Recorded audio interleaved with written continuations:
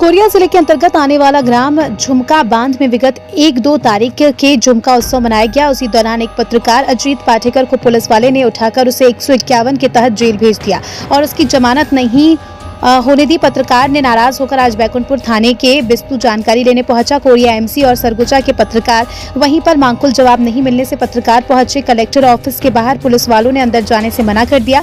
समाचार लिखे जाने तक सारे पत्रकार कलेक्टर ऑफिस के बाहर खड़े थे। प्राइम टीवी के लिए कोरिया से अजीमुद्दीन अंसारी की रिपोर्ट।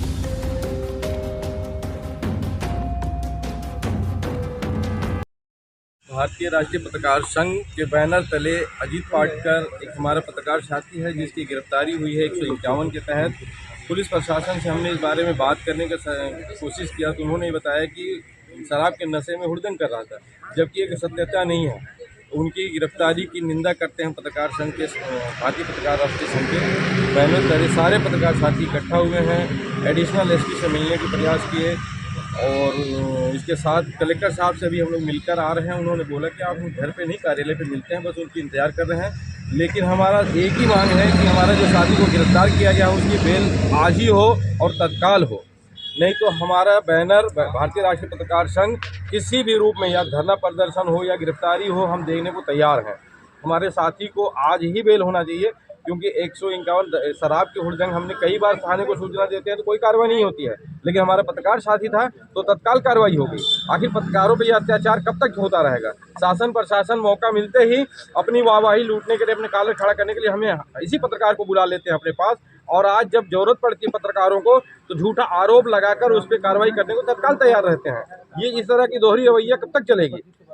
जैसा कि देखा जा रहा है अभी अंबिकापुर में मुख्यमंत्री के मौजूदगी में पत्रकारों के साथ ऐसा किया गया और अभी ताजा मामला बैकुंठपुर में, इसमें आप क्या बोलना चाहेंगे? ये तो हमारा संघ पहले भी निंदा कर चुका है उसकी, और इसकी क्षमा याचना भी उनके नेताओं के द्वारा मांगा गया। उनको ऐसा महसूस हुआ कि हम पत्रकार साथी के साथ गलत किए हैं।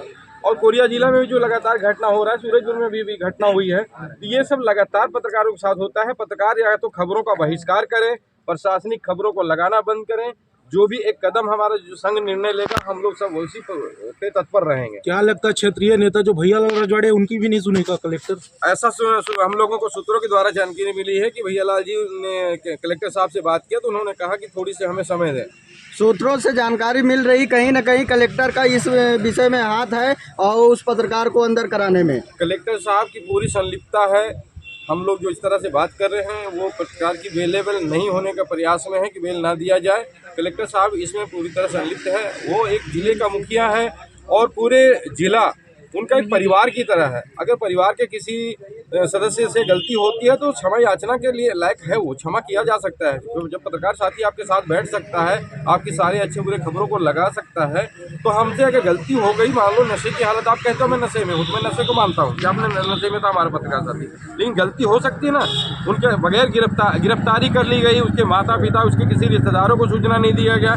प्रशासन के द्वारा ये बताया गया कि भैयालाल जी को खबर दिया गया। भैयालाल जी फिर आप विष्णुदेव साह जी को खबर दे दो ना भैया जी। कलेक्टर साहब के द्वारा क्या लगता है कलेक्टर एक स्क्रिप्टेड कहानी बनाकर और पत्रकारों के ऊपर कार्रवाई की जा रही है। 151 का धारा जो पुलिस प्रशासन अपने जेब में लेकर घूमती है, किसी के ऊपर भी लगा सकती है 151 की धारा, उन धाराओं में कार्रवाई करके जेल भेज देना, क्या लगता है आपको? ये घोर निंदनीय है, ये कार्य घोर निंदनीय कार्य है। हमने अभी प्रशासन को बताया कि कलेक्टर परिसर के पीछे, एसपी कार्यालय के पीछे दारुओं का अंबार, बाटलों का अंबार पड़ा हुआ है। वहाँ पे जब रात में लोग दारू पीते हैं, शराब पीते हैं, तो वहाँ पे क्यों नहीं जाके आप छापा मारते हो, क्यों नहीं कार्रवाई करते? एक पत्रकार साथी की सूचना मिली तो तुरंत कार्रवाई हो गई। यहाँ तक कि जेल में शराब की मुहैया कराई जा रही है, आज खबर लगी है। तो ये प्रशासन कहाँ जागती है? पत्रकारों पे जागती है। की जांच कराई जाए तो दूध का दूध पानी का पानी हो जाएगा। उस खबर में सीसी फुटेज को देख लिया जाए। प्रशासनिक अधिकारी अगर जाग जाए तो अपने क्या संघ पत्रकार सुरक्षा कानून की मांग करती है? लगातार पत्रकारों पर इस तरह हमले हो रहे हैं। भूपेश बघेल ने जिस तरह झूठा वादा किया था पत्रकार सुरक्षा कानून की, क्या उस पर आप फिर से अडिग रहेंगे?